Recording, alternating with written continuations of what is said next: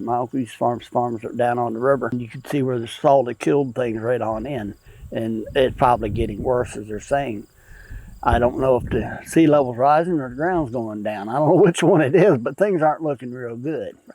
I've lived here all my life. I was born in Chrisfield, so I'm a native Eastern Shoreman and been doing everything on the farm ever since I can remember. There used to be a grass patch on Dale Island Road out in the marsh. They used to go out, cut it, and get the grass off of it to pack crabs and stuff in. You can't get there now. It's just too wet to get there. Yeah. What we're experiencing on the eastern shore is we've got this really low-lying land across the eastern shore of Maryland, and we're also having sea level rise. And sea level rise is very fast. It's like twice the global average here. The water is salty across the Chesapeake Bay. It's an estuary. And so the saltwater intrusion is this invisible flood. The salt can often reach much further inland than you're seeing the sea level rise or the water. So it's reaching inland via the ditches, for example, and also through overwash during storms, affecting farmlands, for example, where the crops that we grow cannot be grown in these salty conditions. And so seeing a lot of land becoming unproductive due to the salinity. So conservation easements, there's kind of a wide range of what the actual easement might look like. But in general, it's an agreement between a landowner and either an NGO, or it can be with the government saying, we, in exchange for either tax credits or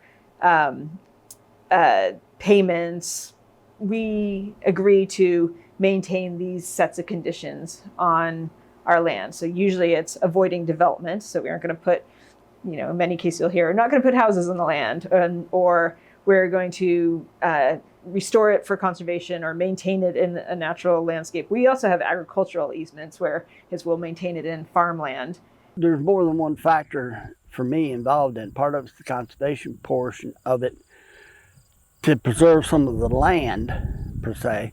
I have a deer problem, which what I have in conservation reserve, deer are going to eat up anyway. I'm getting paid for setting it out. There's some people, like we were discussing, as in saltwater intrusion. If you can't grow, it's unbeneficial to you economically that way. If you can help save the bay and get paid for it, there's no harm, no foul. You would just do it. You can think about the effects of saltwater intrusion as it's causing these impacts to the farmers and to the landowners in terms of financial impacts. And at the same time, the drivers of saltwater intrusion, sea level rise, are also inundating wetlands in these coastal areas. And wetlands provide a huge diversity of benefits.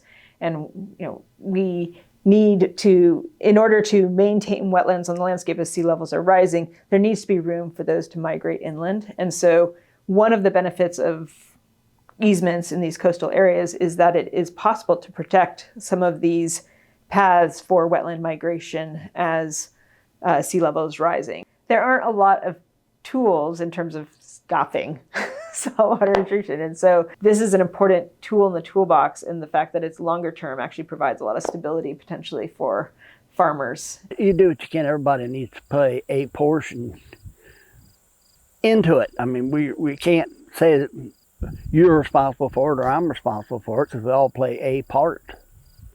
Sometimes they're smaller and sometimes they're a bigger portion, but it is what it is.